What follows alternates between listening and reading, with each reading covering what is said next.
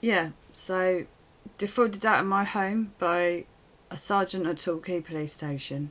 Peter Geesons. You're a sad, pathetic little mummy's boy who had to move straight from mummy's into my house, didn't you? You had to move into a child rape victim's house, didn't you, Peter Geesons? Although you were employed by Torquay police to protect vulnerable people and child rape victims, you decided to move into my house, smash it up and tell me, get out now, this is my house, didn't you? Yeah.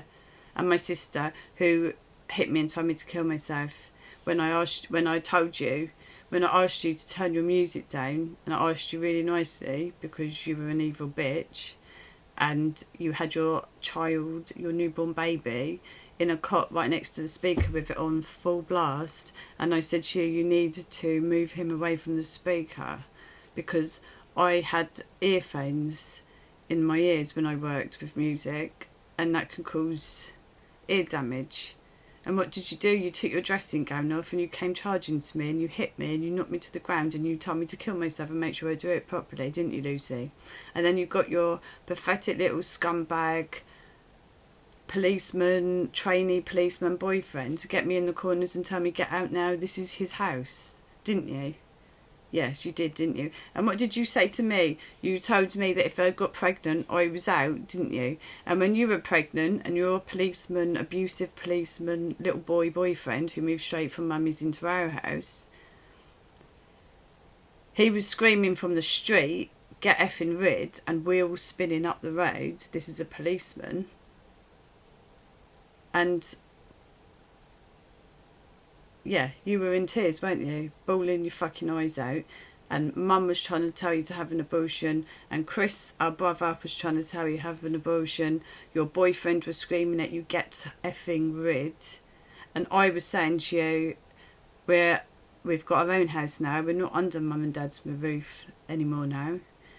And I'd support you no matter what. And that you didn't need to depend on our abusive parents who made us have abortions, or on our abusive partners who were trying to make you have an abortion and who were smashing up our house, and you hit me and told me to kill myself.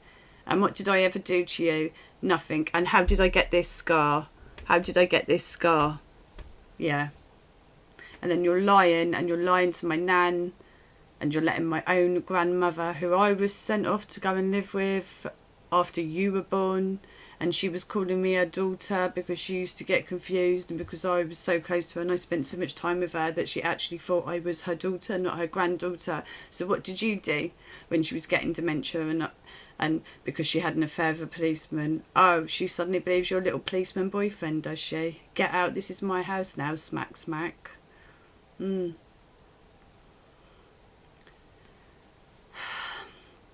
was made to have an abortion when I was 15 years old because I was tied up and raped by a 21-year-old. My family didn't like that because it reflected badly on them. They didn't give a shit about me. They didn't care about me. All they cared about was how it would look on them. That's what they cared about. Yeah. And that's why they told me not to talk about it, or else I don't get any inheritance, which is when I went and got my megaphone, didn't I? Yeah. Torquay Police Station know all about this because Torquay Police Station promoted Mummy's little boy to a sergeant at the police station, didn't they? And why isn't he getting paid enough money to get his own place or rent a place? And I'm a student and he has to move into my house, make me a victim of domestic abuse, make my sister a victim of domestic abuse, hit my brother at my dad's wedding in front of my uncle, Mick Snowden, who's also in the police and who was interviewing Jill Dando's murderer. And apparently she was killed because of some sort of paedophile ring that was going on. It's very funny, isn't it, that I was being tied up and raped and made to have an abortion and blamed and ripped the piss out of. Oh, do you think you look cool, Sam, with your pooper scooper? Oh, what do you support Arsenal for? Do you even know a name of an Arsenal footballer? Do you remember talking to me like that and making me feel like a fucking idiot when I was like, how old, 12 years old, and I was actually in an extremely fucking abusive situation and all you could do was take the piss out of me? Yeah.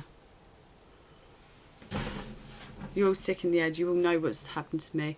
You all know what happened to my granddad. He got put on nearby mouth and he was begging for water, and I had to be pulled away from him because I was trying to give him water with a cotton bud on his lips, which were all cracked up, and he's begging for water, writhing on the bed in agony, with nearby mouth sign above his bed, and the family were all telling him, oh yeah, of course you can come home, of course you can come home. And they had no intention of bringing him home ever, did they?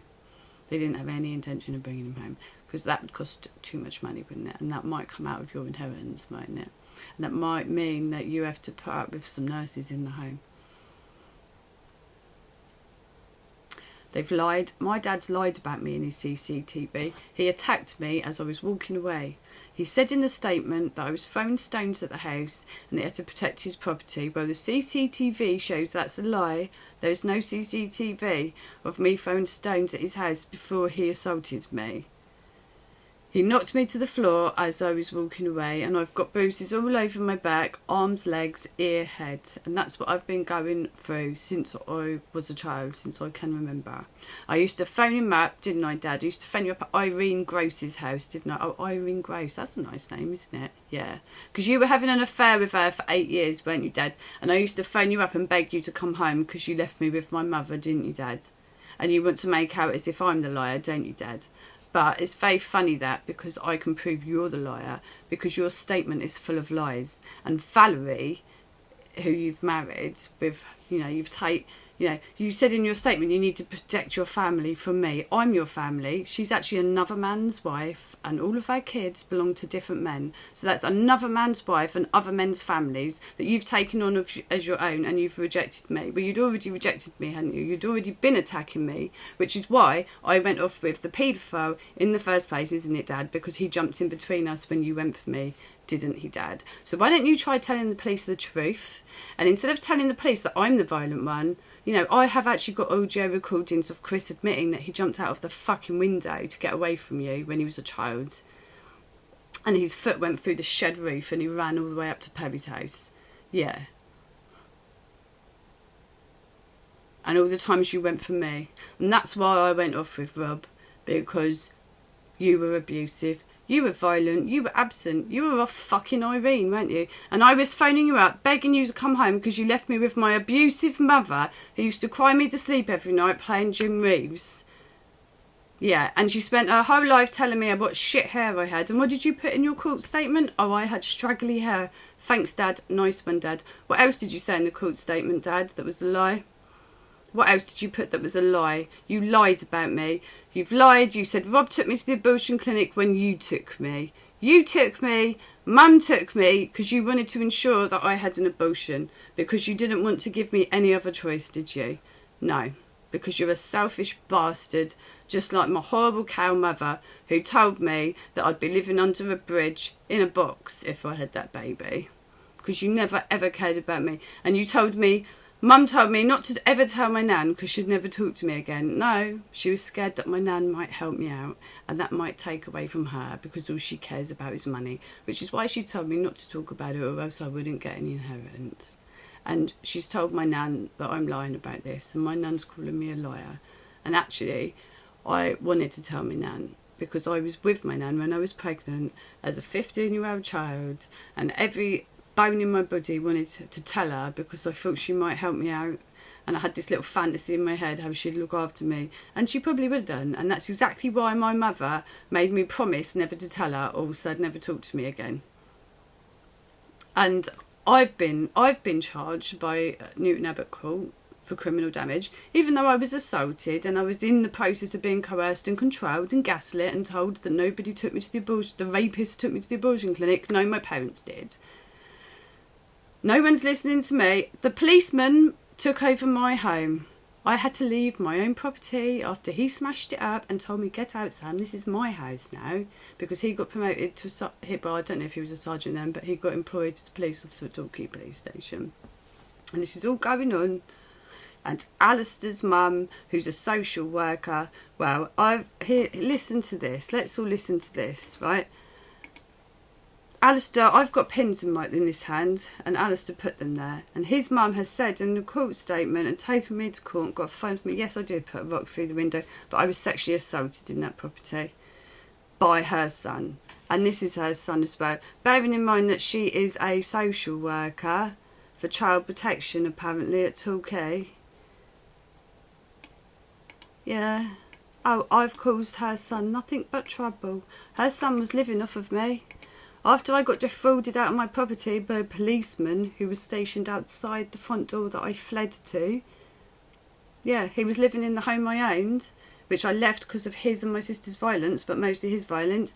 I had to go and rent somewhere while he lived in the house that he owned, and he was stationed with a whole line of police officers outside the front door of the flat that I went to go and escape to get away from his violence.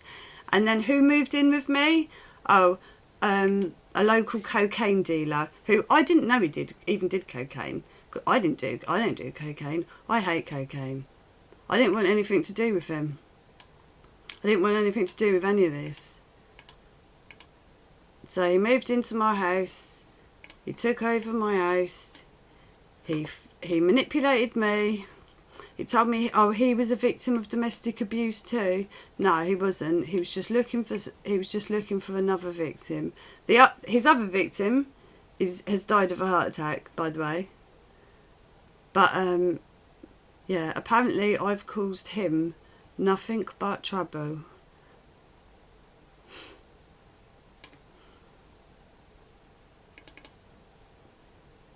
So here, social work. His mum is a social worker. 20-year-old?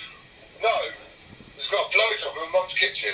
Mum's kitchen? I did. I don't know who else, right? Some girl. Hopefully. Right, yeah. I'm fucking invisible. I'm bulletproof. I'm bulletproof. Yeah.